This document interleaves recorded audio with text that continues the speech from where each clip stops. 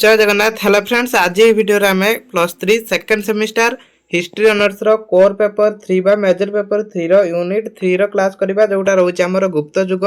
तो ये गोटे क्लास रे हमें 1 मार्किया 2 मार्किया ता सहित 5 मार्किया क्वेश्चन सिलेक्शन दबा। तो क्लास टी बहुत इंपोर्टेंट हम समस्त लास्ट जाए देखिए, जो मैंने पूर्व क्लास देखी ना जाए देखो। तो जहाँ भी ये 4टी यूनिट रो 4टी क्लास हम से सब जाक प्रश्न आसो, तो समस्त लास्ट जाए देखिए। विशेषकर जो मानकर एमसीक्यू किंबा डेस्क पूरण आसची तो से जो 10 रु 10टी 1 मार्क आसो, तो आप ठीक करेंगे जब सब क्लास अटेम्प्ट कर। प्रथम प्रश्न, गुप्त शासन व्यवस्था क्यों परिव्राजक कथा विवरणी वर्णित? कोटा फायान को कथा वर्णित है। तापर गुप्त वंशर प्रतिष्ठाता किए थे? श्रीगुप्त थे गुप्त वंशर प्रतिष्ठाता। तो ये सब क्वेश्चन मोस्ट इंपोर्टेंट रोचे, एठू ही सब क्वेश्चन आसो।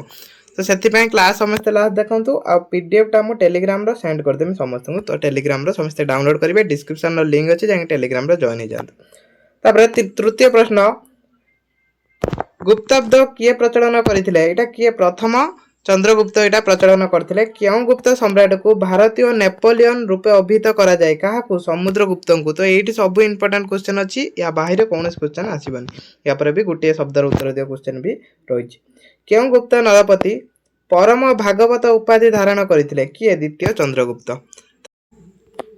युद्ध और शांतिर मंत्री रूपे समुद्रगुप्त राजत्व सृष्टि नूतन पदवी कौन थिला? कोटा थिला? संधि विग्रह थिला, सेटा नूतन पदवी है। अमरकोश रचयिता अमर सिंह क्यों जुगर थिले? से गुप्त जुगर थिले। तो बढ़िया बढ़िया क्वेश्चन अच्छी, एठू आसब सब क्वेश्चन। अश्वशास्त्र किए रचना करथिले? शालीहृत अश्वशास्त्र रचना करथिले। नवरत्न क्यों गुप्त दरबार मंडन करथिले? कौ चंद्रगुप्त द्वितीय दरबार मंडन करथिले। तो युवा भी आप +2 पढ़ी, तो ये केवल रिविजन करूँ, पढ़ा ठार शुणवे अधिक मन रुए। हस्तरिवेद किए रचना करथिले? पालकाप्य हस्तरिवेद रचना करथिले। क्यों गुप्त सम्राट राजत्व गुप्त वंश पतन घटीला? का शासन? स्कंदगुप्त शासन। गुप्त युगर मंदिर स्थापत्य शैली केउंटी थिला? नागर शैलीर थिला, नागरा शैलीर थिला। क्यों गुप्त सम्राट सुदर्शन ह्रद जीर्णोद्धार करथिले? किए? स्कंदगुप्त जीर्णोद्धार करथिले। गुप्त युगर क्यों देवी नाचनाकुर ठारे मंदिर निर्माण करा जायतिला? कौ देवी पे? सॉरी, पार्वती पे। अष्टादश पुराण क्यों जुगरे संकलित होइतिला? गुप्त जुगरे संकलित होइतिला। गुप्त युगीय पुराण रे क्यों देवता वर्णना मिले? शिव एवं विष्णुंकर वर्णना मिले। ब्रह्म सिद्धांतर रचयिता किए? ब्रह्मगुप्त ब्रह्म सिद्धांतर रचयिता। गुप्त युगर क्यों नाट्यकार भारतीय शेक्सपियर आख्या ग्रहण करिसेंती? कौ नाट्यकार? कालिदास। तापर ये गोटे पदारे उत्तर दियो जहाँ भी क्वेश्चन अच्छी। तो यहाँ टी समस्त पढ़ी ने आम जा 2 मार्किया प्रश्न को है। मु 2 मार्किया प्रश्न को जाऊँगी। तो 2 मार्किया प्रश्न डिस्कसन करवा, कहीं डिस्कसन करेना अधिक मन रहा ठारू। तो ये पीडीएफ भी मुझे पठेदेमी, से भी आप पढ़ी पारती। तो क्लास टी समस्ते थे अटेम्प्ट करके जातु, तापर आप पीडीएफ पढ़े टेलीग्राम डाउनलोड करने। तो ये प्रथम प्रश्न अच्छी, गुप्त युग संस्कृत साहित्य गुड़िक उल्लेख कर। कौगुड़ाक संस्कृत साहित्य थिला? तो यहाँ किसी बुझीबार ना, खाली एगुड़ाक मन रखिए। तापर प्रश्न अच्छी, गुप्त युगर पुराण मान विषय में उल्लेख कर। ये पुराणटा बहुत इंपोर्टेंट रही क्वेश्चनटा।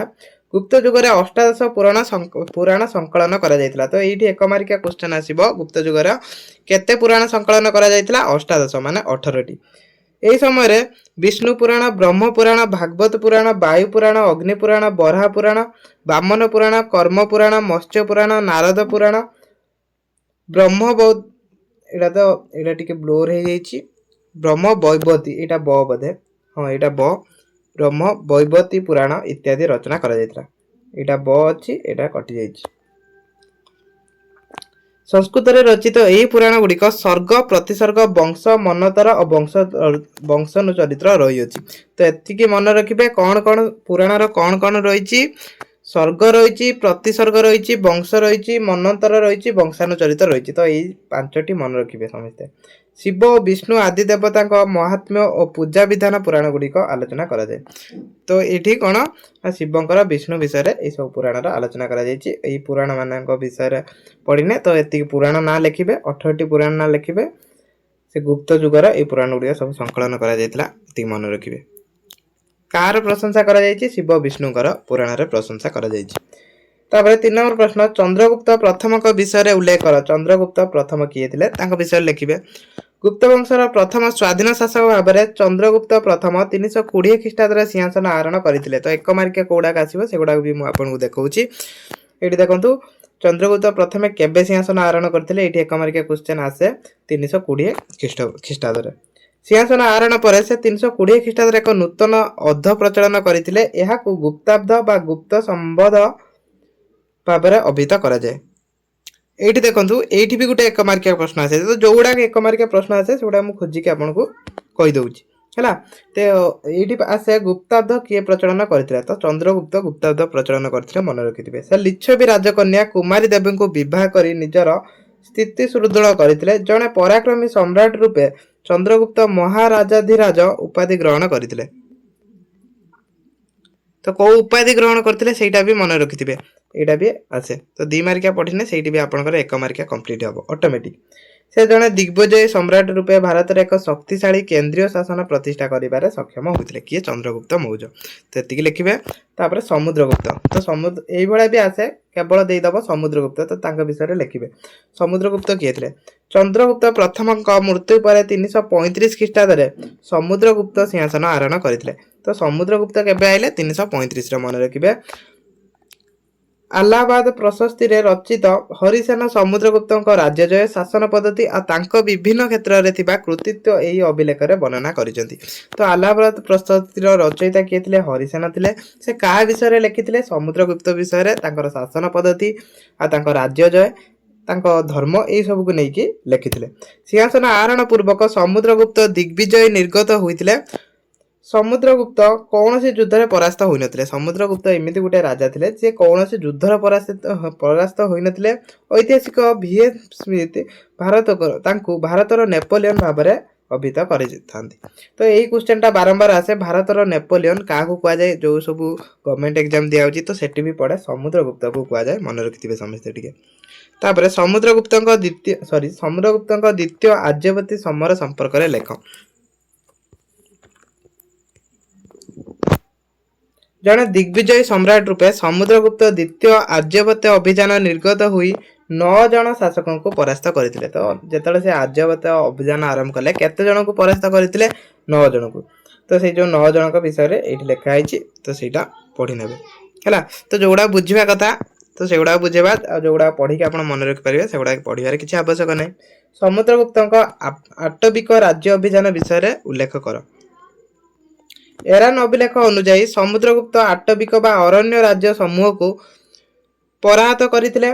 उत्तर प्रदेश रो घाजीपुर ठारू मध्य प्रदेश रो जबलपुर पर्यंत विस्तृत होइथिबा अंचल को आटविक राज्य कुआ जाउतला। तो एई बेसी करी के मन रखिबे आटविक राज्य काहा को कुआ जाउतला एति के मन रखंतु। तापर आपण लिखि परिबे समुद्रगुप्तଙ୍କର तो एटा अभियान थिला। तो तांका विषय रे भी लिखि परिबे।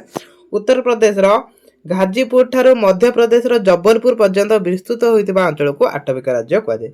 उत्तर प्रदेश रो आरंभ हला जबलपुर जाय।